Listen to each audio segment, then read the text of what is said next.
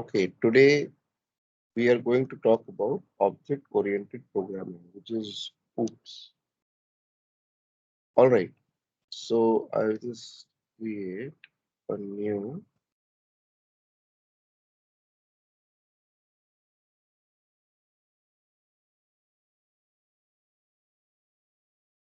Java project.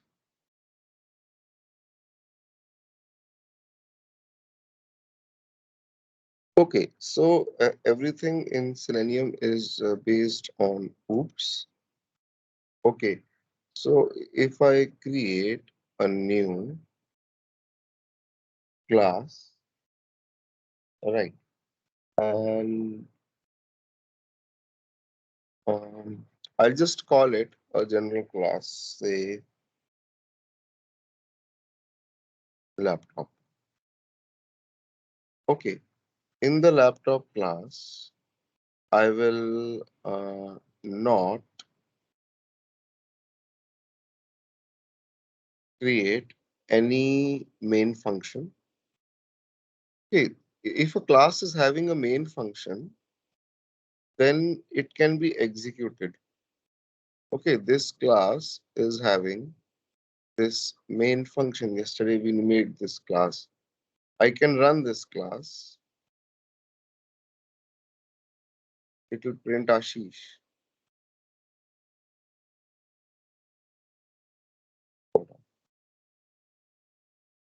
See, it prints Ashish over here. Okay, but laptop class is not having any main function. So I cannot just go and run this class. Okay, so I will make this class non-executable. All right. So what I'll do is that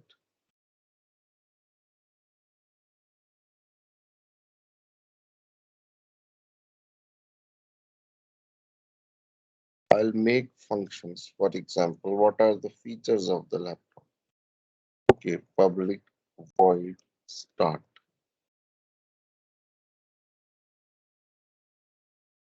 Okay, then another feature of the laptop class is public void.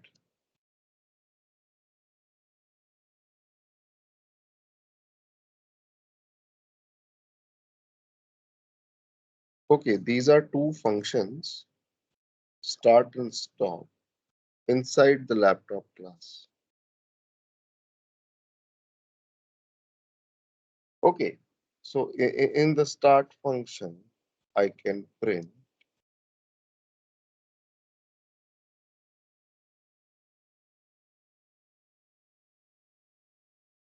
and in the stop function, I can print.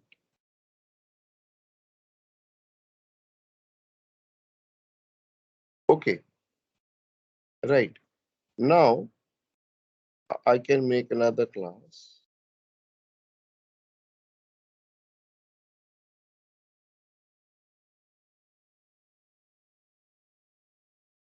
Test laptop. And in this class, I will create the main function. Main function means that I can go and successfully execute this class test laptop. Okay, so this class has a main function, so we can run this class. We cannot run the laptop class. Laptop class has got just two functions, start and stop, which represent that laptop is starting and laptop is stopping. Okay, so now what I'll do is I'll create object of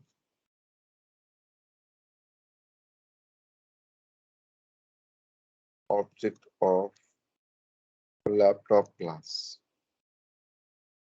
Okay, so how do you create the object of laptop class? It's very simple. You just need to write new laptop. So from another class, which was test laptop, I created the object of the laptop. Now, what happens with when you create the object of the class? What happens in the memory? Okay, what do we gain out of it? When we create the object of the laptop class, then a memory location is allocated, and this memory location has got start and stop functions. Okay, had been there any variable, for example,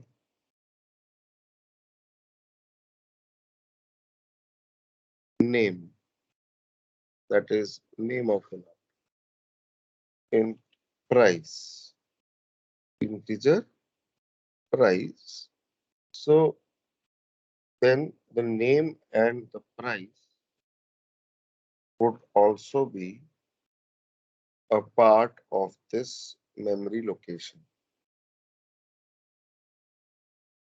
Okay, these are known as, technically these are known as global non-static variables. Now, what is non-static? I'm not going into that right now. I'll explain you static in some time. But what is global? Global means that it is directly in the class. It is not inside this function. Inside this function also I can declare a variable int I equals to 100. This is known as a local variable. This is a global variable. Non-static I'll come over into some time. Okay, so start and stop are two functions, and inside the laptop class we have got two variables.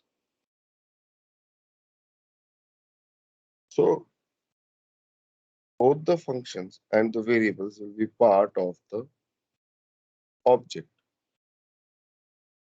So I can create as many objects. I can create three objects. If I create three objects, then in the memory, you will have three memory locations in PC, which will have name, price, start, stop. But in order to access this memory, this object, you need to create the object of the class. If anybody has any questions at any point of time, then please let me know. So in order to access these objects, you need to have the object references L1, L2, L3. You can name them anything. I can also name them A, B, and C. So A, B, and C are the object references which will point towards this memory location. Okay, in the diagram,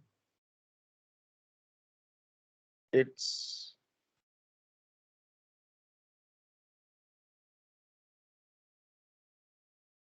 it's going to be reflected something like this. That is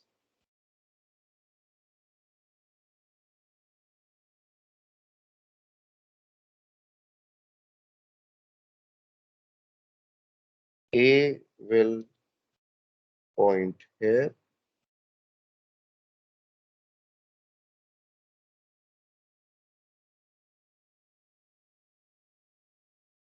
B will point here,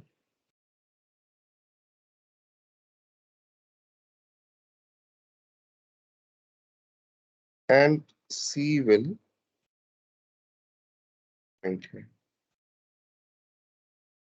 Okay, So A, B, and C, they are actually the pointers, okay, the references which will point towards those memory locations.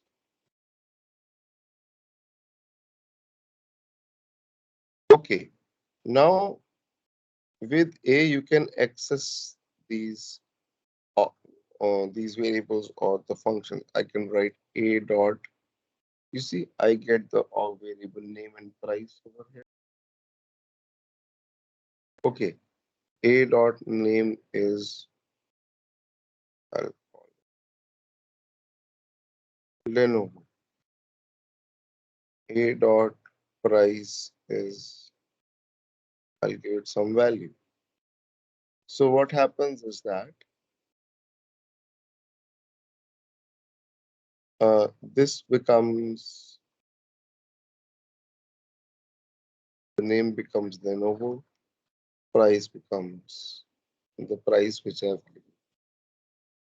Similarly, you can initialize B. You can write B dot name is Tony. B dot price is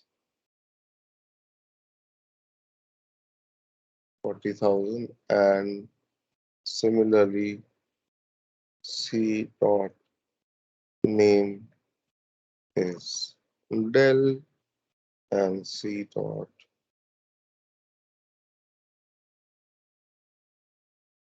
Okay, so this becomes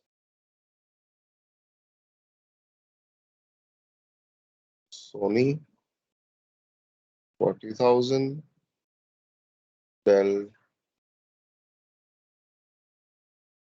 So you can initialize every object with a different value. If you look at the laptop class has got just two variables, name and price, nothing else. Okay, so out here, you can give different value to these variables, name and price, to different objects. Okay, I created three objects, and every object has got different name and price. If I just try to print it, a dot name, okay, and a dot e dot name,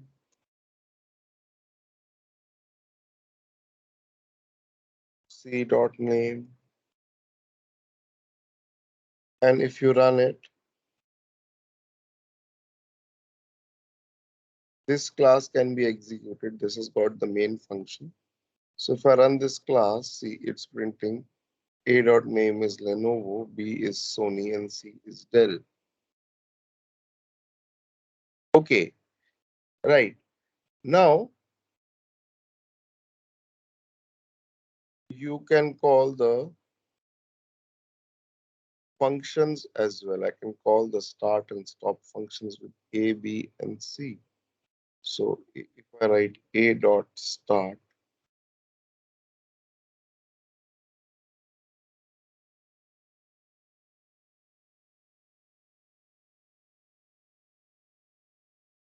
and inside the start function, I had printed laptop starting.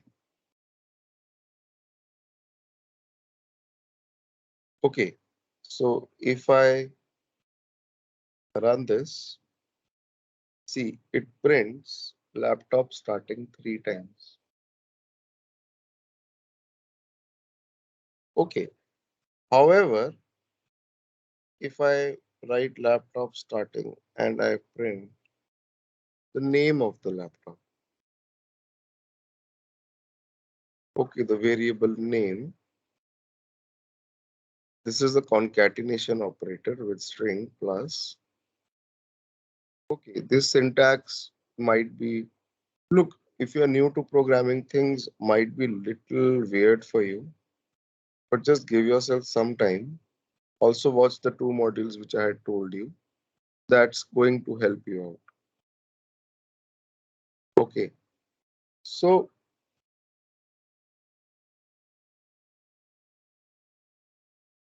laptop starting, and I have printed the name of the laptop. So when A will call the start function, it will use the name of A. When B will call the start function, it will use the name of B. Okay, so if I run this now, see laptop starting Lenovo, Sony, and Dell, it is printing. Okay, so you can have the object references call the functions, but the functions will use the variables which are uh, in, in the object. Okay, right. I can have a function, for example, public void print specifications.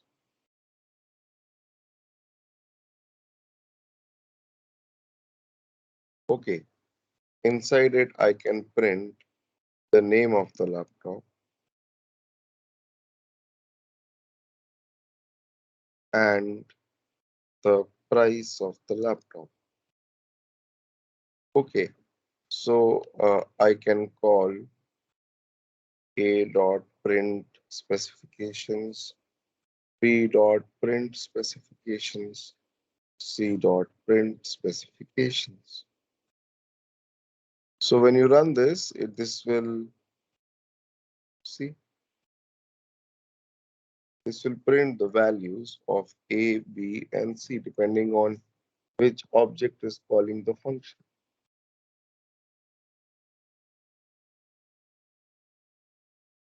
Okay, right. If you have any questions, you can surely ask me.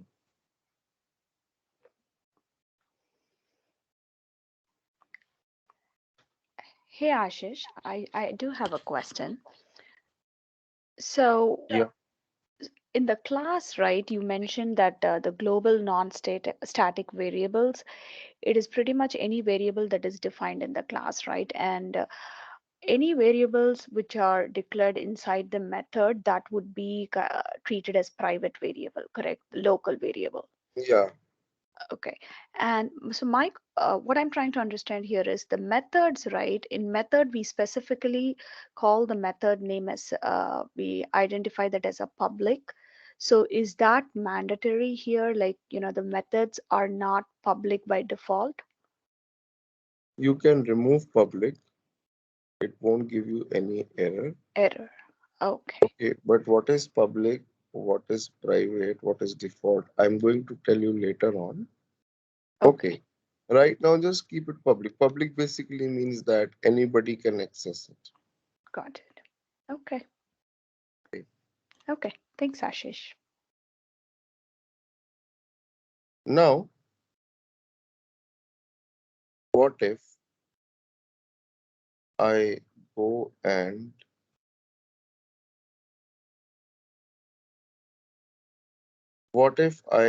and change few things? Okay, I write A equals to B. Okay, so A, B, and C were three references.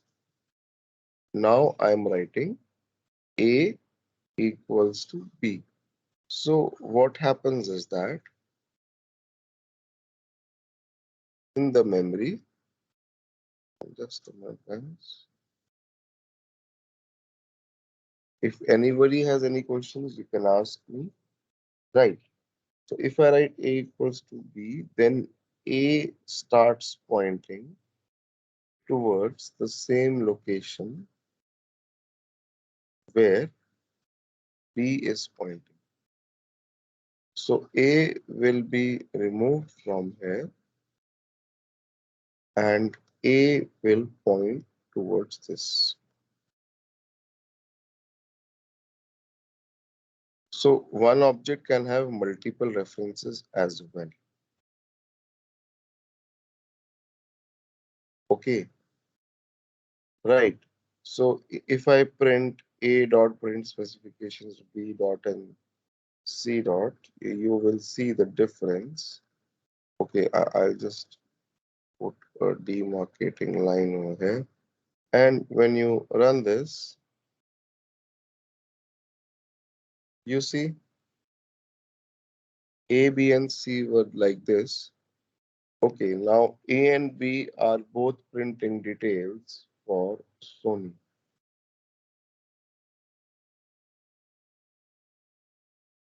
Okay, right.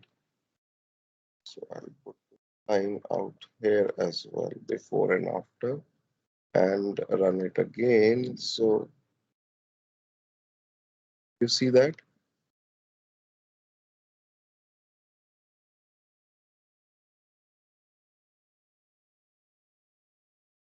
Right. Okay. So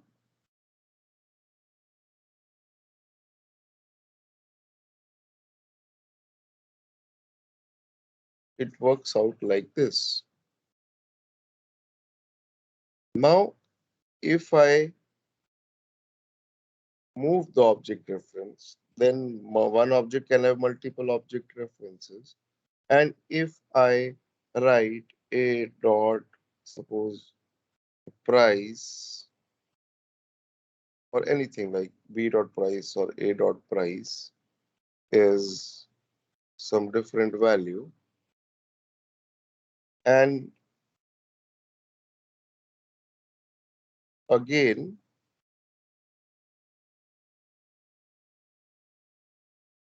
I print the specifications.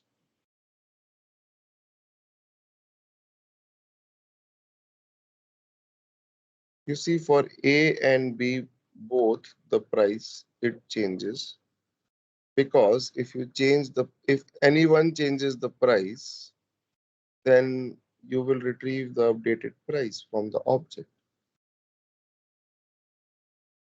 Okay, so one object can have multiple object references as well.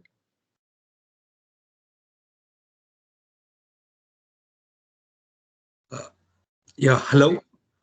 Yes. Yeah, well, I have a doubt here because you have changed the value of A. Initially, you said whatever the values changes in B, I mean A equal to B, then it comes under A. But here the value A of A, equals to B means A will point towards the same location where B is pointing. So A will be removed from here and it will point towards the same object to which B is pointing. yeah, well, I got it. But the price of A was changed, right? Because it have to show Sony and same for the 40,000 price. Yeah, price of A was changed. A dot price is this. So Okay, where is A pointing now? towards B. Towards Sony. Yeah.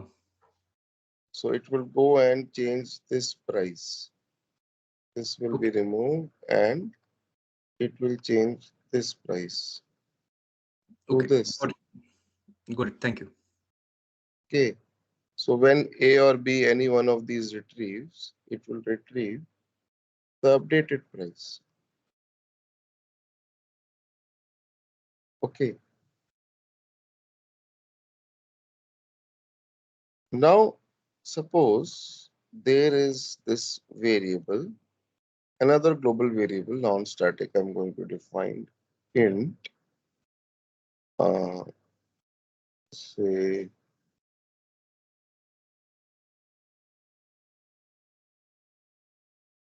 number of batteries in the laptop. Okay, so when you will create the objects, you will initialize a dot number of batteries to 1,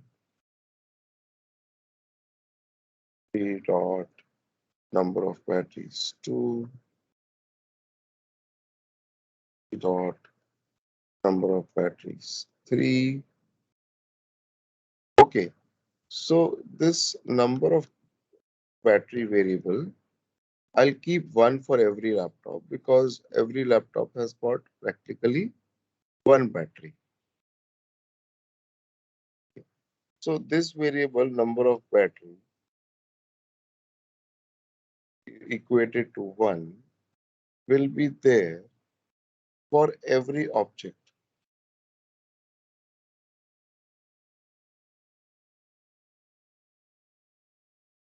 Okay, every object will have one battery. But it doesn't make sense because the variable has the same value for all the objects. I'm unnecessarily putting this variable inside every object. Okay, so what we do is that we make some such things as static. Now let's come to static. Static means it's not the part of the object. Okay, it will not be a part of the object, but it will be moved to some memory location. Okay, the number of battery variable will be moved to some memory location, which is, you can say, common for all the objects. If you make it static. Okay, so out here,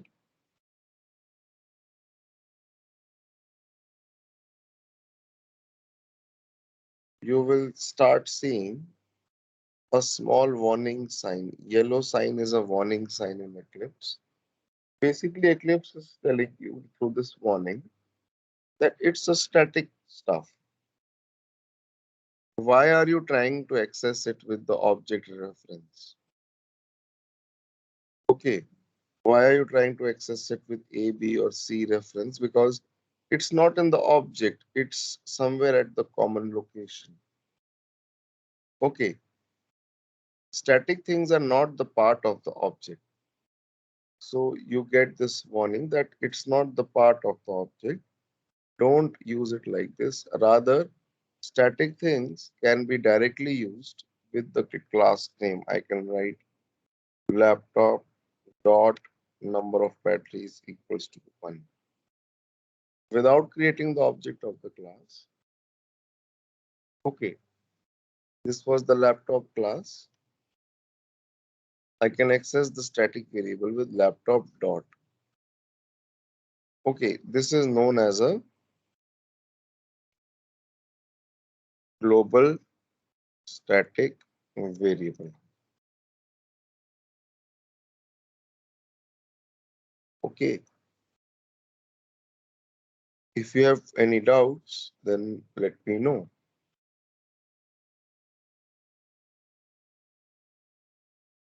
All right, and similarly, we can have static functions like public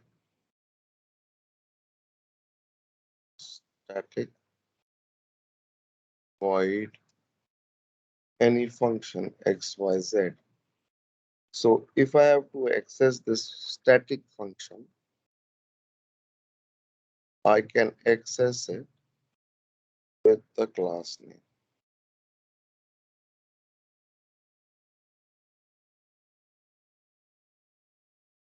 Okay,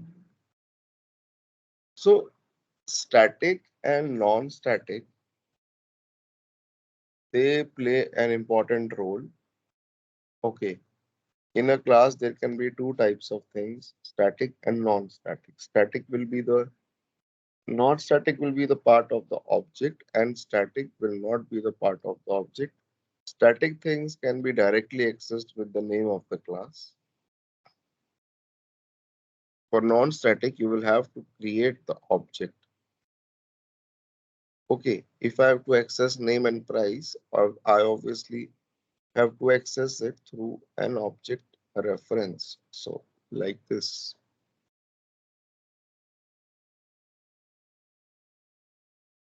Okay, I hope you have got my point. Right. Now,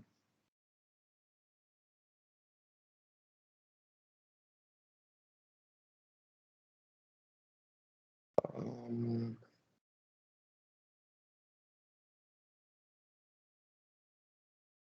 okay. Now, how do we use these objects in Selenium? Okay, I just created simple objects over here. I told you about static, non-static. Okay, so let me just include the Selenium jar files like we did yesterday into this project.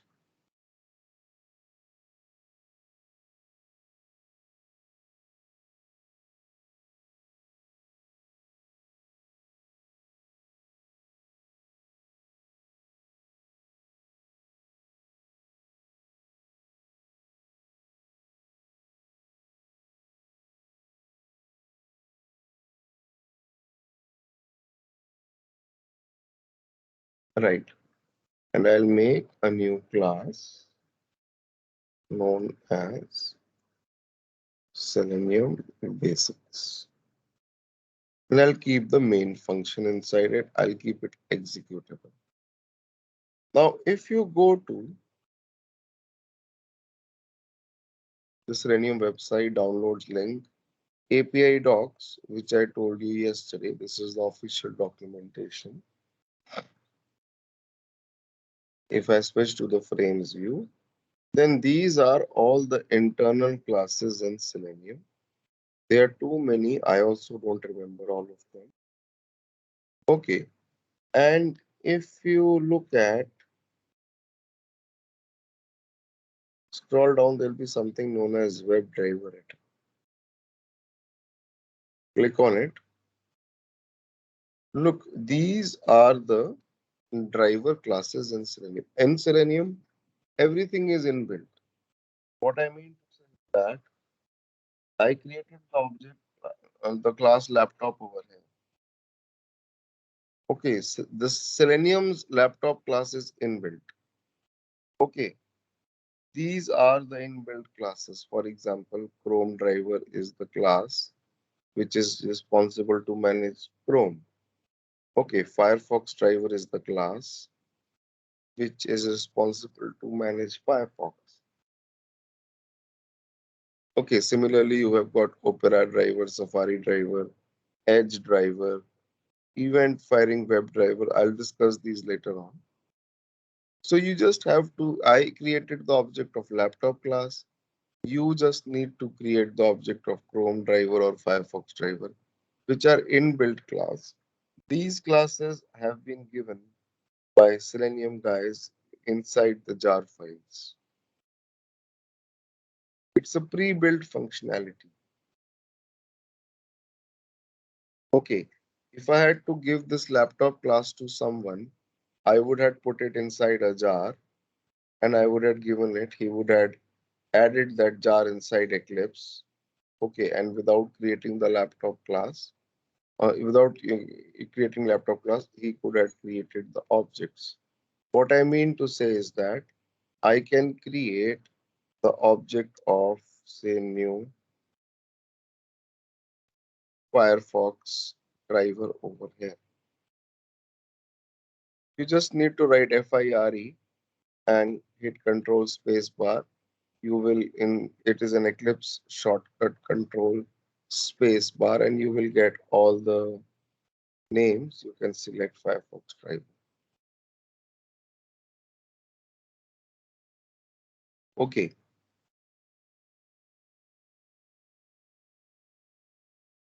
right. So this Firefox driver class is inbuilt.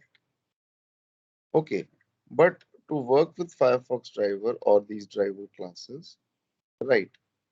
Um, Hold on.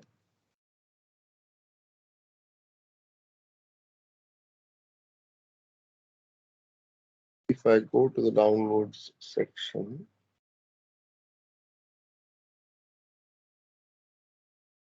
you need some browser exes. Hold on. Yeah, there will be a section known as platforms supported by Selenium. In this, expand the browser section, and in for Firefox, open this tab and click on Gecko driver releases link. This one.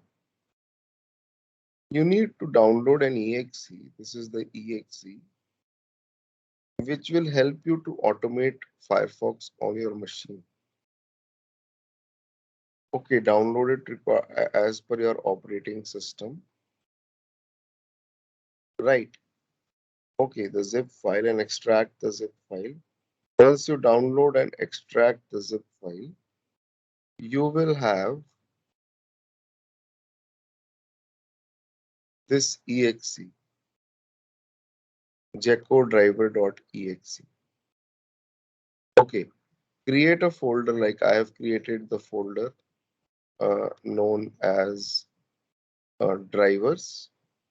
Keep the geckodriver.exe inside it, and you need to write this line before you work with Firefox. That is system dot set property webdriver dot gecko dot driver, and give the path of the gecko driver.exe.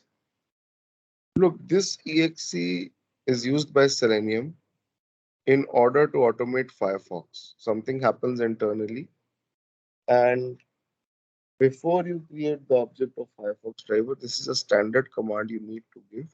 System is an inbuilt class,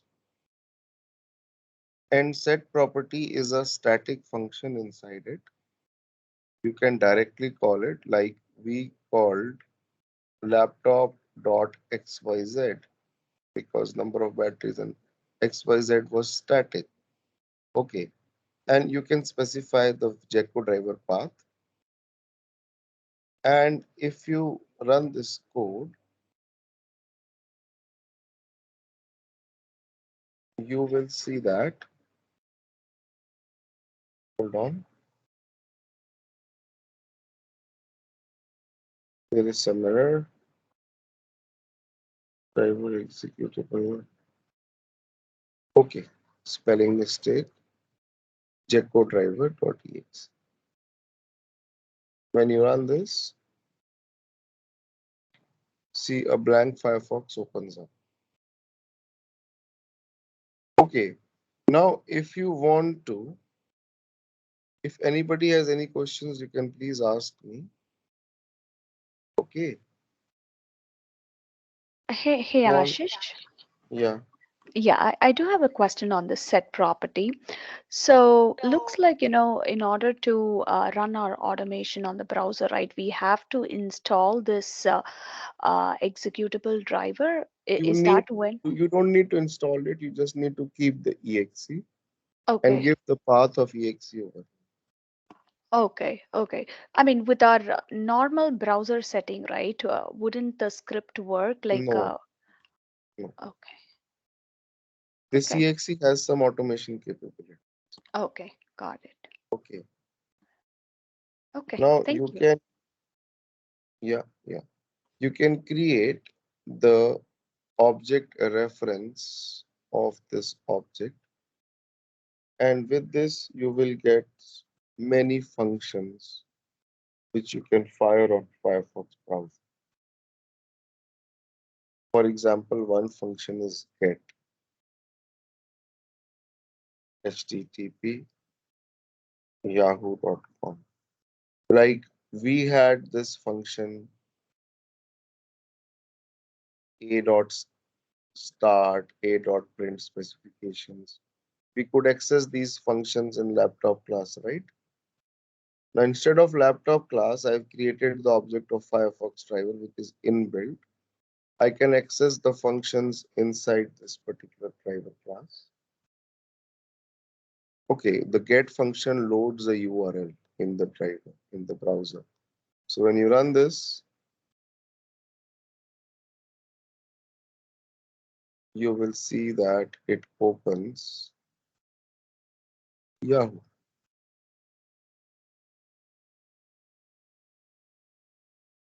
Okay, right. Similarly, you can have many other functions which we'll talk about, not right now. Okay, right.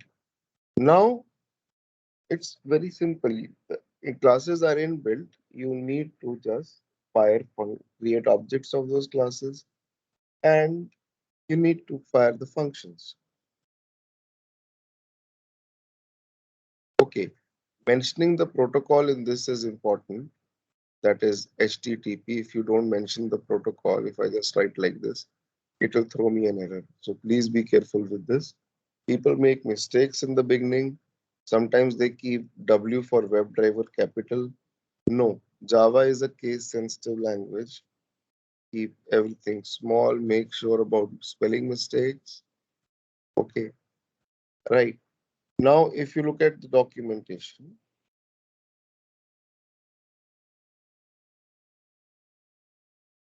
have got Edge browser. Okay, if you look, go to the, or you have got the Chrome browsers, for example. You go to the documentation. Now, Chrome, you have to be a little careful. First of all, check the version of your Chrome. Okay, go to help about Google Chrome, and I have the version on 0.4844.82. So for Chrome also you need to download the exe, but for the right version. Okay, go to the downloads section, and over here if you scroll down, you will, my version is 4844.82. So I'll, hold on.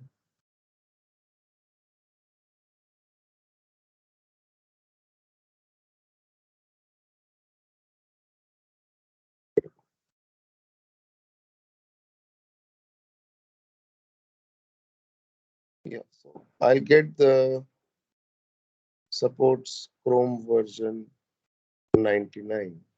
So I'll try to get the closest one, which is I think this one. Okay, and you click on it and download the exe, the zip file.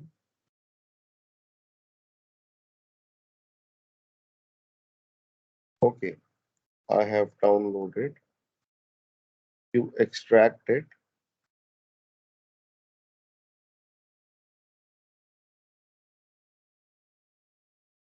It's not.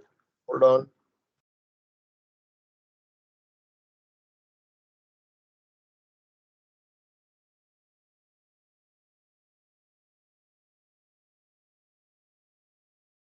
Just a minute. I'll just place this in the drivers.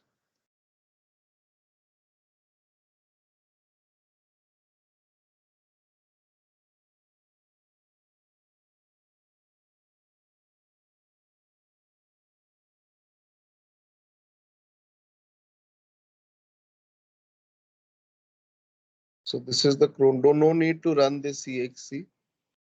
Okay. And give the command over here. I'll comment these lines. Double slash comments lines. That means these lines are ineffective. If you run the code, then the code will not run. Okay. And these lines will not run. Okay. And I will write dot set property webdriver dot chrome dot driver and give the path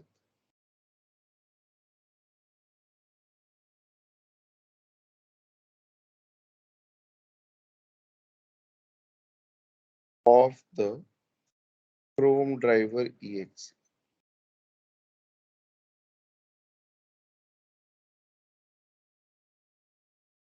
Okay. And you create the object of chrome driver.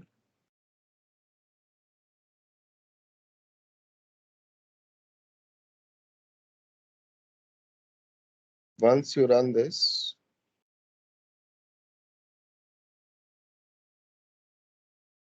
you see a blank chrome will open. Okay. And you can also write chrome driver dot get the URL http any website you can load.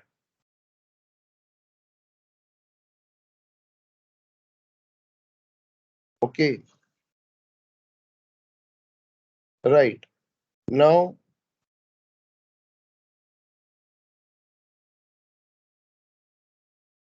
I'll comment these three lines as well. If you talk about edge, then you can use edge driver. Okay, if you look at the documentation, if you go to the downloads page and under the downloads page, the browser section, if you look at the edge, you can open the edge documentation. And for Microsoft Edge, I don't use Edge on my PC, but still, if you want to automate this, you need to um,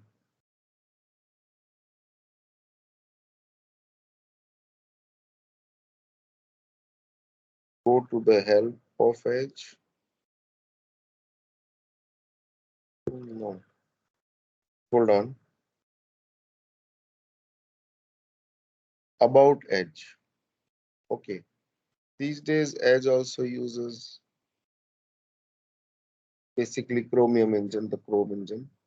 Okay. So 1150.46 is the version, right? And if you go to the just a minute, Microsoft Edge driver page, okay, by clicking over here in the Edge documentation, right? So my Edge was 1150.99.1150.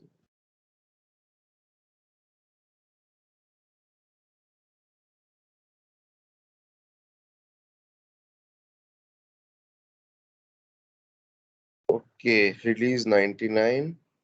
This is my Edge. Okay, map the version, download the exe, Edge driver exe, and similarly, like for other browsers as well, which you did. Uh, just a minute. Yeah, you can take Edge driver and put the driver exe over here.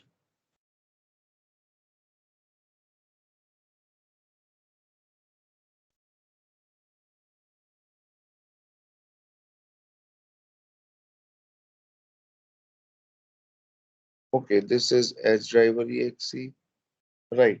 And you just need to change few things in the line for edge. There is inbuilt edge driver class. You create the object of edge driver, and you need to write the same line, but you need to write webdriver dot edge dot driver and give the exe path of edge driver. So when you run this, this is going to launch edge.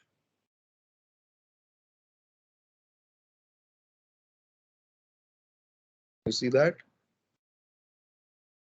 And you can write over here pd.get http msn.com. So when you run this, this will open the website on edge. Okay,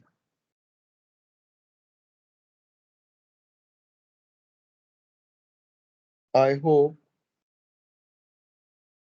you have understood the point. So for every driver class, you have an exe, and you need to create the object and fire functions on that object. For example, if I write edge driver dot, there is another non-static function get title. And when you run this, this is going to print the title in the Edge browser.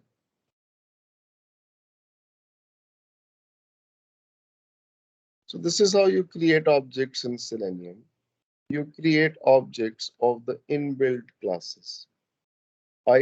Started by creating the object of the laptop class. Okay, in Selenium, you need to create objects of inbuilt classes. The only thing is you need to download an exe and keep it in the path over here. Okay, now there is no need to write this exe command again and again. You just need to like go to keep all the exes in one folder, copy the path of this folder, this path. Okay, right click on this PC, go to properties, go to advanced system settings, and click on environment variables. Okay, in the environment variables, there will be system variables. Scroll down, there will be something known as path. Okay, edit it and create a new path over here. Basically give this drivers folder path. Okay, so what will happen is that restart your machine, you'll have to restart it. After restarting, you will realize, like in case of my Firefox,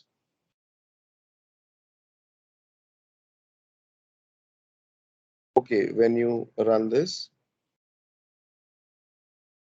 sorry, if I run this without this line, I'll comment this line. I directly create the object of Firefox driver, and if I run this, this is going to work. You see that? So every time you don't need to write this system.set property again and again. Okay, for Chrome also, if you run this, Chrome will also work. Okay, first Firefox opened, then Chrome opened. Okay, so Chrome will also work. You see that? Because I had given this exe over there. Please restart your PC after setting that environment variable path, because at times, okay, you don't get the right one. Okay, you don't hit the right stuff. So after restarting, it actually loads those variables. Right. Now I have created three objects of three inbuilt classes. So the next concept is interfaces. If I have to click on a link in Firefox, or if I have to click on a link in Chrome or Edge, should I be writing separate piece of code for every browser? To navigate it to yahoo.com or to any website, I had to write separate lines. Generally, we want one script which runs on all the browsers. So how will we make such a script? How will we make one script which runs on all the browsers? Right, so that we will study tomorrow through the concept of interfaces. Right, so try to watch this video. Yesterday's video, I had sent it in the invitation itself. So just try to watch today's video. It's